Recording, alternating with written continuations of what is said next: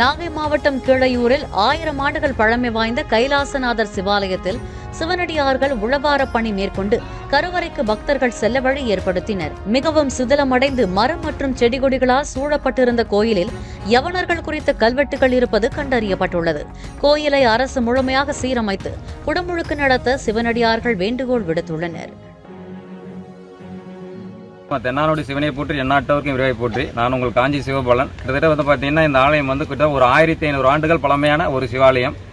நம்ம இந்த ஊரில் பார்த்தீங்கன்னா இந்த மாதிரி ஒரு புதர்கள் மண்டிய சிவாலயம் இருக்குது அப்படின்னு கிட்டத்தட்ட நம்மளுக்கு நண்பர் மூலியமாக தகவல் வந்தது. அந்த தகவல் அடிப்படையில் நம்ம ஊர் மக்களை பார்த்தீங்கன்னா அலைபேசியின் மூலியமாக தொடர்பு கொண்ட மெயில் கேட்டிங்கன்னா ஆமாம் இந்த மாதிரி இருக்குது அப்படின்ற தகவலை நம்மளுக்கு சொன்னாங்க. உடனடியாக பார்த்தீங்கன்னா இந்த ஆலயத்தை மீட்டெடுக்கணும் அப்படின்னு திரு ஆரூரான் உழவாரப்பணி திருக்கூட்டத்தின் சார்பாக அருளையா மூலியமாக பேசி நேரடியாக கள ஆய்வுக்கு பார்த்து ஐயா ரொம்ப மோசமாக இருக்குது, இந்த சிவாலயத்தை எப்படியாவது நம்ம மீட்டெடுத்து ஊர் மக்களுக்கு கொடுக்கணும், அது ஒரு வழிபாட்டு ஸ்தலமாக மாற்றணும் அப்படின்னு முயற்சி எடுத்தோம். அதன் மூலியமாக அருள் நேரடியாக கள ஆய்வு பண்ணார், ஊர் மக்கள்கிட்ட பேசினாங்க. அதுக்கப்புறம் பார்த்தீங்கன்னா நம்ம உழவாரப்பணி செய்யணும்னு சொல்லி தமிழ்நாடு முழுக்க அடியார்களை திரட்டி இங்கே கிட்டத்தட்ட உழவாரப்பணி செய்தோம். ஆனால் இந்த மாதிரி சிவாலயங்களை இது விளிம்பு நிலையில் இருக்கக்கூடிய சிவாலயங்களை பார்த்தீங்கன்னா நிறைய கோயில்களுக்கு போகின்ற அடியார்கள் பொதுமக்கள் எல்லாமே பார்த்தீங்கன்னா இந்த மாதிரி ஆலயங்களையும் எடுத்து புனரமைப்பு செய்யணும் அப்படின்னு நாங்கள் தாழ்மையாக வேண்டுகோள் வைக்கிறேன்.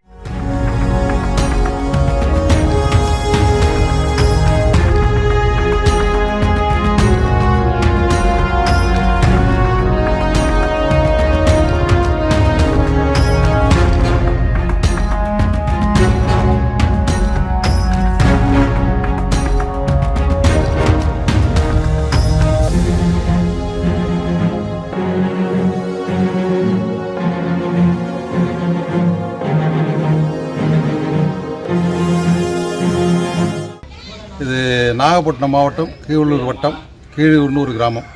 இந்த கிராமத்தில் மொத்தம் 5 சிவன்கள் இருந்ததாக சரித்திரம் சொல்லுது. ஏன்னு கேட்டிங்கனாக்கா இது பஞ்சபாண்டவர்கள் வனவாசத்தப்போ 5 இடத்துல சிவலிங்கத்தை பூஜை பண்ணியிருக்காங்க. இந்த நான் இருக்கிற ஸ்தலம் தர்மர் பூஜை பண்ண இடம். இந்த தர்மர் பூஜை பண்ண இடம் ரொம்ப சிதலடைஞ்சு வழிபாட்டுக்கு முடியாத அளவுக்கு ஒரு காலகட்டம். அந்த நேரத்தில் எங்களை பாலன்னு ஒருத்தர் காஞ்சிபுரத்துலேருந்து கான்டெக்ட் பண்ணாங்க. இந்த இது ஆரூரான் உழவாளர் திருப்பணி ஜோலார்பேட்டு அவங்க தலைமை வச்சு நடத்திட்டு வராங்க. அவங்க கான்டெக்ட் பண்ணி இந்த ஸ்தலத்தை நல்லா பண்ணி கொடுத்துருக்காங்க. ரெண்டாவது இந்த கோயிலோட இன்னொரு சிறப்பு என்னன்னு கேட்டிங்கனாக்கா தமிழ்நாட்டில் 3 இடத்துல யவனர்கள் வாழ்ந்ததாக ஒரு கல்வெட்டு சாஸ்திரம் இருக்குது, கல்வெட்டு பதிவு இருக்குது. அந்த பதிவு ஒன்று இந்த கீழையூரில் இருக்குது. 2 இடம், ஒன்று முஸ்லீம்னு சொல்கிறாங்க, இன்னொரு இடம் எங்கன்னு தெரியல. ஆனால் அந்த யவனர்கள் வாழ்ந்து இங்கே வியாபாரம்லாம் பண்ணியிருக்காங்க.